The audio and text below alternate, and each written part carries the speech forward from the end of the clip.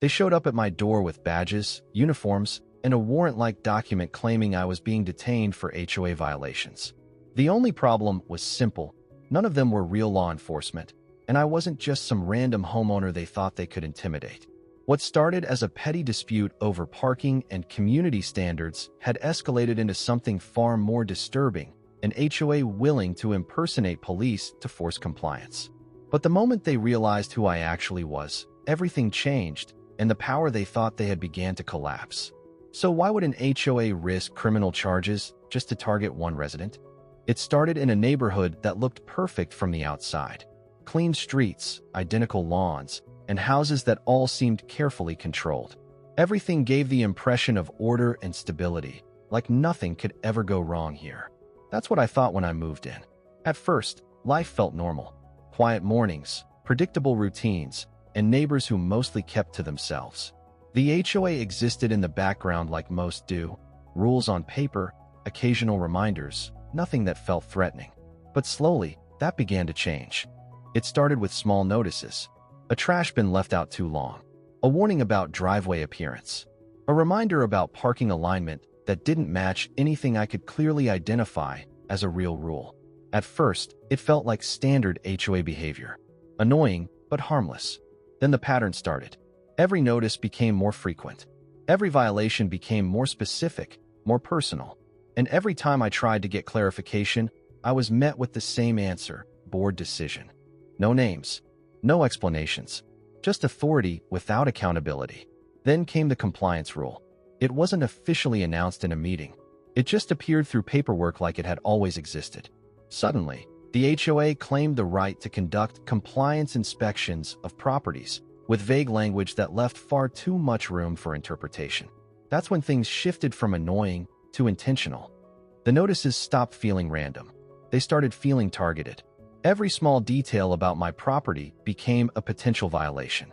Every response I gave seemed to trigger something worse. And the more I tried to engage logically, the more aggressively the system responded. Then the tone changed completely. A notice arrived claiming I had failed to comply with a mandatory internal inspection, except no such inspection had ever been scheduled through any legitimate channel. That's when I realized this wasn't about rules anymore. It was about pressure. And pressure only works when you believe resistance is useless. Then they showed up. The first visit wasn't dramatic. Just a group standing outside my property, writing notes, observing, documenting. No real explanation. No real authority displayed beyond badges and confidence. But it escalated quickly after that. Another notice. Then another. Then fines that kept stacking without clear explanation. Then language that shifted from violations to non-cooperation. That word mattered, because it wasn't about property anymore.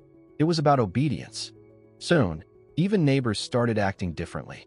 Conversations stopped when I walked by. People avoided eye contact.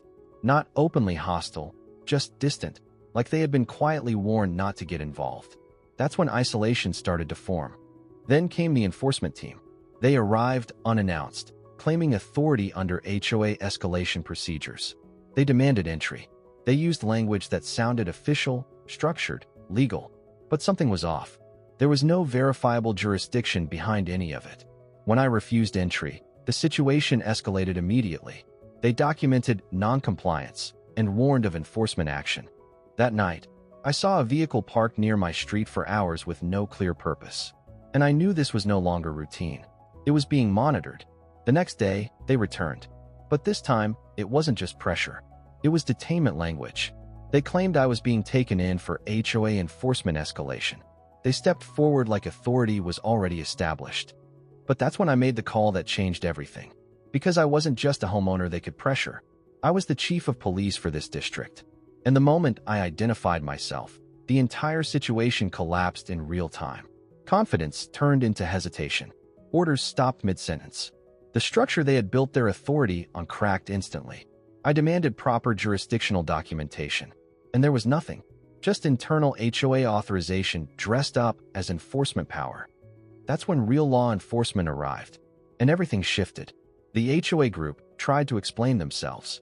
Tried to justify procedures. Tried to blur lines between internal rules and legal authority. But it didn't matter anymore. Because what they had done crossed a line they couldn't walk back from. As officers began processing the situation, one phrase stood out in the chaos, something about orders coming from above the board level. And suddenly, this didn't feel like a small HOA problem anymore. It felt bigger. In the days that followed, everything unraveled. Investigations began. Documents were reviewed. Enforcement records were pulled.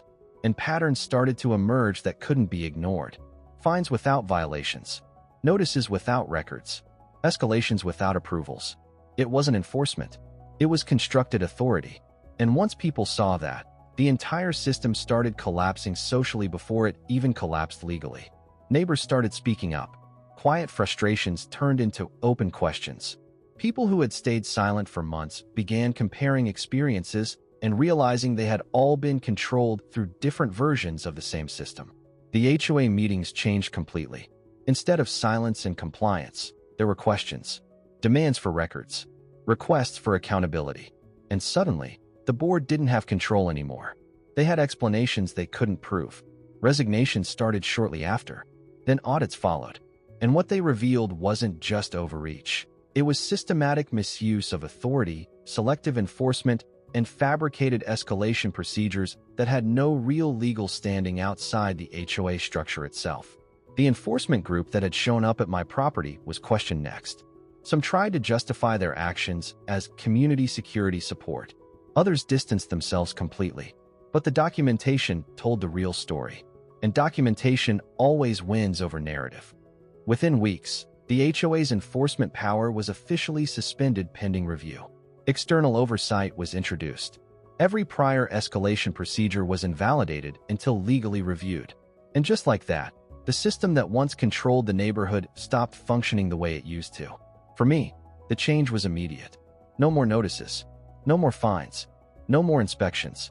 No more vague threats hidden in paperwork. But the real change wasn't personal. It was awareness. The entire neighborhood had seen how quickly authority could be manufactured and how quickly it could collapse when challenged properly. People stopped assuming rules were absolute. They started asking questions. They started demanding clarity. And once that shift happens in a community, it doesn't reverse. The final communication I received from the HOA wasn't a warning. It was an acknowledgement that all enforcement actions had been closed pending full review. No explanation, just silence where authority used to be. But the real question that stayed wasn't about what happened here. It was about how many places are still operating the same way without ever being questioned. Because systems like this don't survive because they're strong. They survive because no one tests whether they actually are.